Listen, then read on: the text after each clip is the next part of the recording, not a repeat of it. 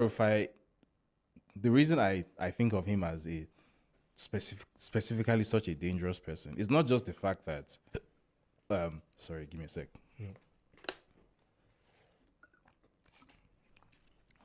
It's not just the fact of his complicity or his involvement in the genocidal violence in southern Kaduna, or the fact that a personal friend of mine, Ibanga Isine, is also a journalist, was forced to flee Nigeria. He was forced to leave his family and flee the country because he wrote a 4-part story about the killings in southern Kaduna. And in the space of 6 days, in the space of 4 days, 6 of his 7 sources dropped dead, one after the other. And an attempt was made on his own life. And he had to run away from the country. And it's currently under protection. Wow. You know, so there are so many issues for the reasons why I personally, I mean, another friend of mine, Stephen Kefas, also had to flee the country because of Nasir El-Rufai. You know, and before I fled the country, I already had run-ins with this fellow. One of the things that I did when I was part of the research team that put together the Silent Slaughter report in 2019 was we went to Kaduna State. Kaduna was where much of the report focused on. I went to a place called Kajuru in the aftermath of one of these attacks, and we documented the first time in my life I ever smelled what burning human flesh smells like. It's an absolutely revolting smell. Wow.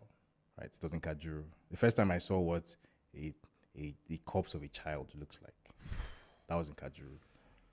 So that's what I think about Nasir El-Rufai. So, but the reason I especially think of him as such a dangerous person, in addition to all of that, is that he's one of the few public officials in Nigeria who is also able to cover his brutality and his animal nature with a veneer of intellectualism. So he knows how to, he sponsors book fairs. He's the patron to a lot of supposed public intellectuals. He endows a scholarship at Oxford here, St. Andrew's College at the University of Oxford, £92,000 a year. He has a seat on the international scholarship at Oxford here, St. Andrew's College at the University of Oxford, £92,000 a year. He has a seat on the International Advisory Board at the African Studies Center at the University of Oxford. You know, this thing called so if you're familiar with how the Saudi and Qatari royal families use sports to do this thing called sport washing. You could call this book washing, right? It's basically academic, what's the term for it now? Reputation management, or there's a specific term for it. It's not influence peddling, there's a term for it. I forget the name. Image laundering, that's the term. That's so he's one of the few people who actually knows how to do these things. He has these connections. So the civil society organizations, El-Rufai is deeply embedded in a lot of them. I remember I did a story last year about Amnesty International Nigeria and how the former media officer, Issa Sanusi, was an El-Rufai operative inside Amnesty International. So something would happen to you. Maybe your community was attacked by these killer herdsmen in southern Kaduna. You'd get interviewed by a researcher at Amnesty International, and then this media officer at Amnesty International would try and get access to the researcher's information because they work in the same office, and potentially pass this across to El-Rufai. So he knows things he shouldn't know.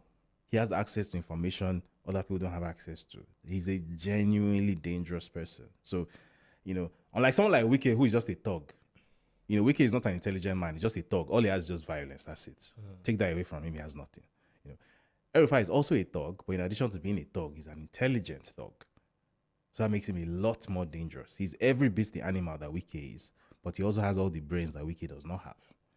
That's what makes him so dangerous. He has cleverly insinuated himself into so many different aspects of respectable Nigerian life. He has a daughter or a niece who is now a partner at PwC. Wow. Their what's it called? Advisory arm. She's a partner there. Probably this person is not probably the most qualified person to be partner, but guess what? Every single advisory contract from Kaduna State government goes to PwC. So she's bringing in the business. So she becomes partner.